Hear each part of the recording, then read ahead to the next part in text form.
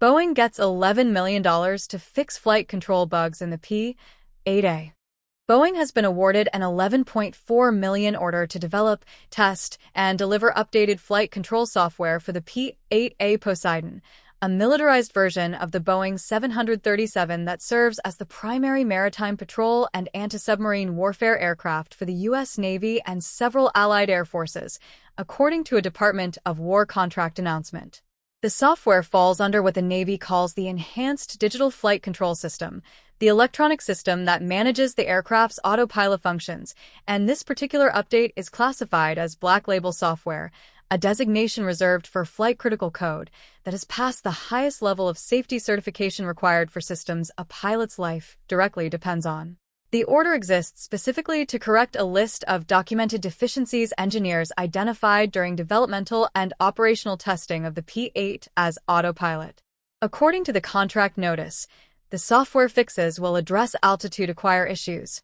meaning problems with how reliably the autopilot climbs or descends to and then holds a target altitude, along with autopilot placard speed exceedance, a malfunction where the system allows the aircraft to exceed its maximum certified operating speed due to a deficiency in how the throttle retards or pulls back when it should. The update will also fix pitch oscillations that occur during airspeed climbs and descents, meaning the aircraft's nose bounces up and down more than it should while changing altitude and speed simultaneously, along with an issue where the autopilot unexpectedly switches from altitude-acquire mode to vertical speed mode following a speed command change. A mode confusion problem that could catch a flight crew off guard if the system suddenly behaves differently than commanded. Rounding out the fix list, the update addresses slow auto throttle response, where the engines fail to adjust power quickly enough to match commanded changes, and bank limit margin tuning,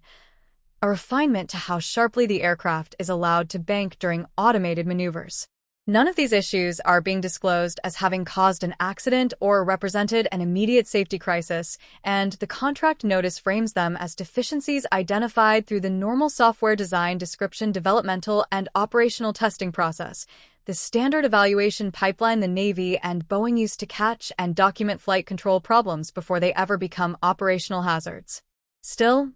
autopilot systems on any aircraft, particularly one that flies long, repetitive patrol missions where crews rely heavily on automation to manage workload over many hours, need to behave predictably and precisely. And a documented list of 6 distinct correction items suggests the current software build has accumulated enough real-world flight testing data to reveal patterns worth fixing in a coordinated update rather than through piecemeal patches. The P-8A Poseidon itself has become one of the most widely used maritime patrol aircraft among American allies since Boeing developed it to replace the aging P-3 Orion. Built on a modified 737-800ERX commercial airframe, the aircraft carries an open systems mission computing architecture that integrates radar, acoustic sensors, electronic support measures, and infrared sensors into a single tactical picture, letting a 9-person crew detect, track, and if necessary attack submarines and surface vessels using torpedoes,